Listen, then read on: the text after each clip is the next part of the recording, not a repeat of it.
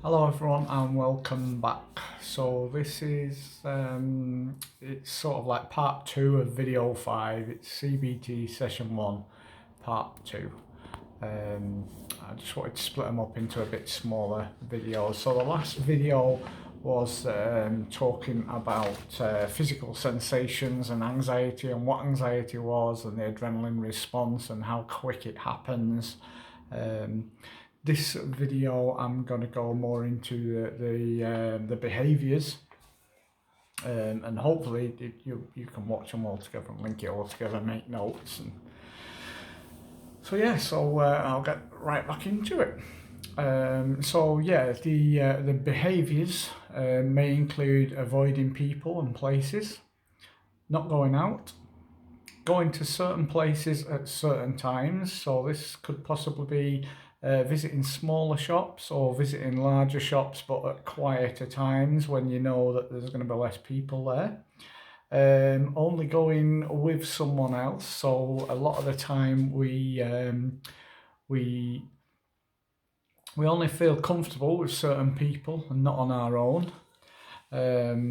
Escaping places and leaving early.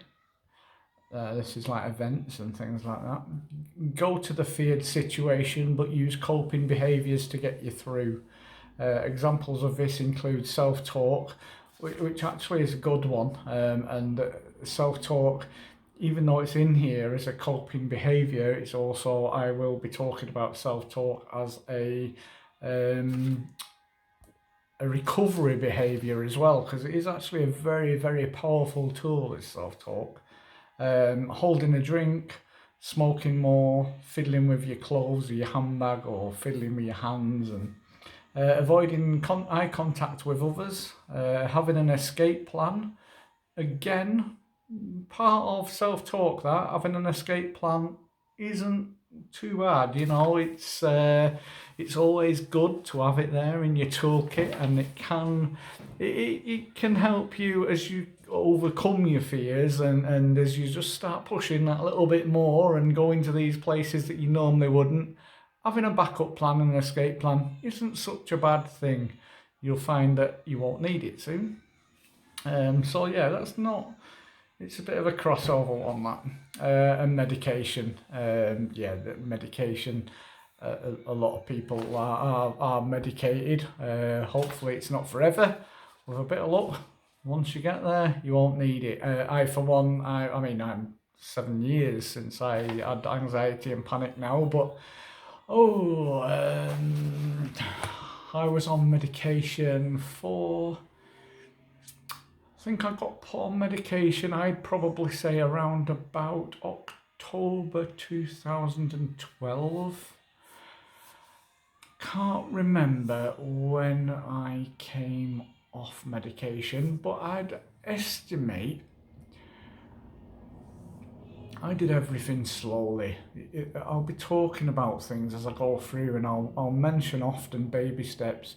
Everything so slow. There's no rush. The end goal of this is to get better.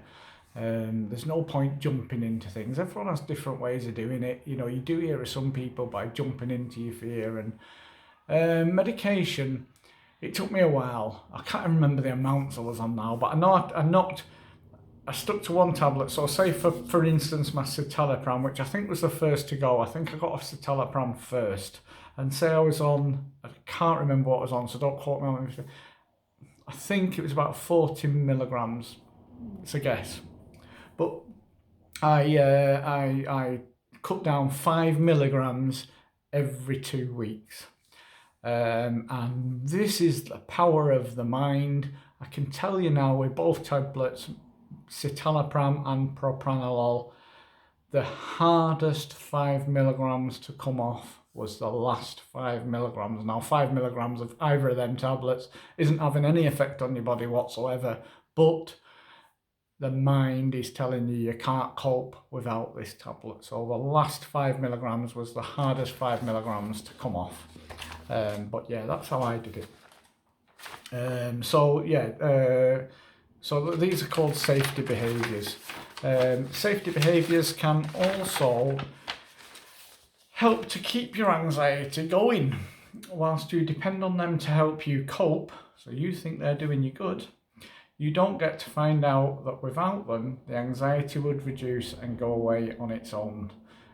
So yeah, this is true for a lot of them, but like I say, the self-talk and the escape plan, it's vice versa because they're used as a tool as well. Whilst avoiding people or situations might help you feel better at the time, it doesn't make your anxiety any better over a longer period. Actually, in fact, it can make it a lot worse because you then have a whole different anxiety kick in, because if you're avoiding people and not going certain places and everything, afterwards you can feel guilty for not going. Certainly if something happens at that event that you wish you'd have been there for, it can really work the other way. So if you're frightened that your anxiety will make you pass out or vomit in the supermarket aisle, you won't find out that won't actually happen because you don't go. So you won't find out anything really, will you? But passing out, I won't say impossible. I'm not going to say impossible.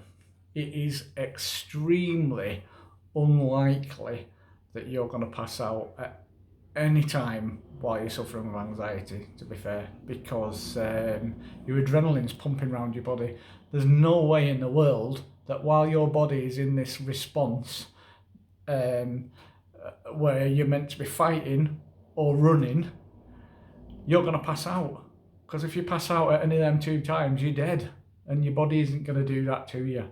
So it's extremely unlikely, unless you're suffering from something else, that you will pass out from just anxiety.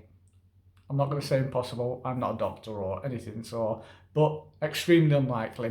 My doctor told me it was impossible. I'm not going to say it's impossible to you. I'm going to say it's extremely unlikely.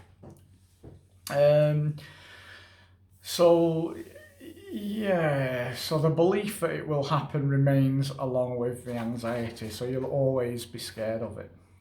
The vicious circle of anxiety, the thoughts can be, I feel bad, so it must be bad. I can't cope. Something terrible is going to happen to me. They go on to create feelings which are anxious, fearful, physical sensations, which are talked about in part 1 of this video. All the physical sensations, these are because of our thoughts, and they will go on to make you behave, avoid, escape, freeze situations, try to cope by doing things that help you feel better or keep you safe. Like I've just said, these things you think are helping you feel better, short term possibly, long term definitely not. Definitely not. Avoiding situations definitely does not help. Your bubble, you've got things you can do and then things you can't do around the outside. That what you can do will get smaller and smaller and smaller until you are in a room. You become room bound. How I was, I couldn't do anything. We all feel anxious at some times. A certain amount of anxiety helps us to be more alert and focused. For example, just prior to exams, a few exam nerves have a positive effect because they motivate us and help us focus on the job in hand. You will be focused on that exam, and that's your anxiety doing that. Too much anxiety or constantly being anxious is unhealthy and detrimental to our lives and relationships. At any one moment, anxiety can't harm, well, it can't harm you anyway, but at any one moment, anxiety can't have a major effect on you. It's going to come, it's going to go. Like I said before, you see an accident and everything, bang, your body goes into survival. You'll run along, you'll pull that car off the person and everything, you'll go into shock and that lot. Someone will come out, give you a cup of tea or whatever and sit with you and that. You'll calm down, you'll go home and you'll calm down and it'll all be over.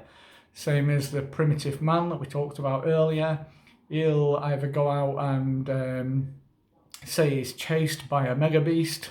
He'll run and he'll bloody be sweating and heart pumping out of his chest and everything, and then he'll get back to his cave or whatever. He's nice and safe. He'll sit down. He'll probably be absolutely exhausted for possibly quite some time.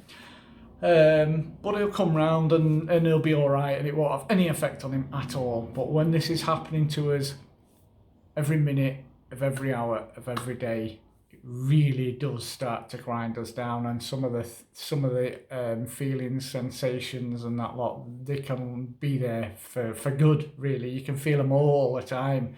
So yeah, it's when it becomes, all the time. So yeah, that's the behaviours side of it. Again, I'm on sort of 10 minutes. I think I'm going to cut it there, and I'll do video 3 to this, and then that will finish this whole session then. So yeah, as you go through, as you're watching them and everything, if there's anything you want to ask about, then please do write to me. Put it either on the video, on the YouTube video, or in the group. You can always write to me, anything you want to ask. If there's part of this that you're not quite sure about, if you wanted me to do a video on a certain part of anxiety, what you're feeling or anything, if you wanted me to try and explain to you in a video, if you felt that would be better, please do just write to me. I don't mind. So yeah, I'll stop this one here. I'll put this into the group, put it onto YouTube, and I shall do a video 3 of the end, and then talk you through some hints and tips, and yeah, hopefully these videos will help. Okay, so see you soon. Bye.